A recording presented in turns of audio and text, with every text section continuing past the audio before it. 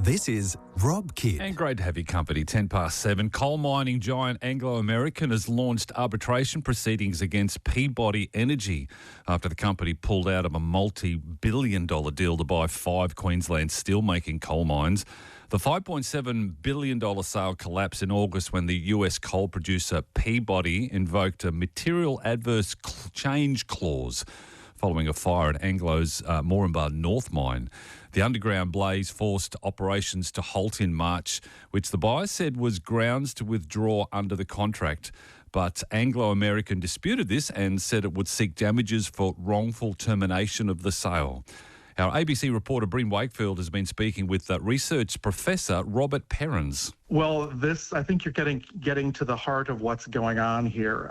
So that's part of the smoking gun evidence that kind of makes me wonder about what the real motivations are behind this. Is that not only since they penned the deal, not only has the coal price dropped significantly, but in addition to that, the word on the street is that the met coal price will continue to slide into 2026 and then stay there for an extended period of time.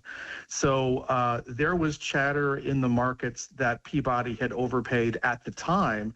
And now I don't think anybody doubts, looking back at the eye-watering amount that they paid at the time, that in today's context, clearly they overpaid. So they were looking for wiggle room, ways to kind of to try to negotiate. Can we get a lower price for this asset? And failing that, can we just push back and walk away from the deal? It's an interesting point. I guess, could you maybe go into, Robert, a bit of why that coal price, I suppose, is falling and some of the impacts on the industry? Sure. Well, it is a global market, so there's always a lot of moving parts to these things. But among the cast of characters here is that we've seen weakening demand for met coal from Asia. And that's just because of the slowing economy in that part of the world. And as the developing the projects, et cetera, are kind of getting canceled or extended over longer time horizons, that means that they don't need steel with the same urgency that they once did. So the rate of consumption for metallurgical coal is going down as we see that slowing happening in Asia.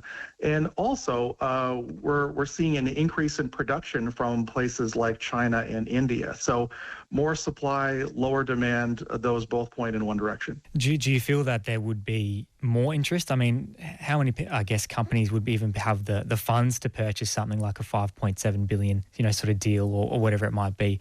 Would there be ongoing interest, you think, if it does go back on the market? So I think that there would be interest, but it won't be the same deal and it won't be at the same number. And that's the part that is giving heartburn to the folks at Anglo is that, of course, they quite rationally, they want the deal that they had to stick.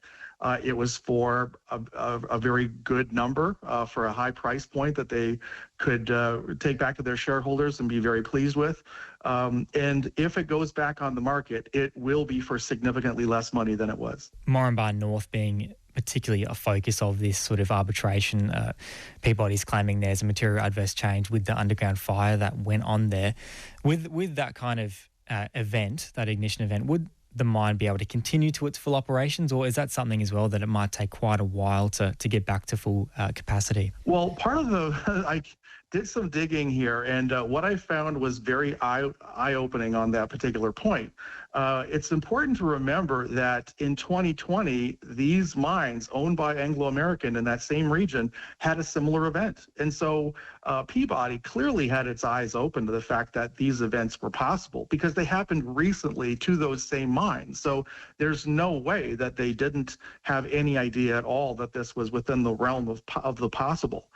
So to kind of reject the whole thing wholesale and go, oh, well, if that kind of force majeure event, and we're going to invoke the MAC clause, as you say, the material adverse change clause in the contract, because of this absolutely massive event. Well, hold on, that kind of event had happened only a few years prior in that same area, and now the fire is out. And so for them to push back and say that this kind of thing, it's absolutely without precedent. Not only is it very much with precedent in those very mines. Has there been precedent, as you say, for material adverse changes with mines in the past that has gone through and has sort of been approved? Well, I certainly don't know about the totality of all the sales of mines that have happened in the past. I can't, but I certainly do know that if you kind of look at the long arc of history in the coal mine industry, these types of ignition events where there's been a fire and then it takes some time, but they solve the problem, they improve the safety, and they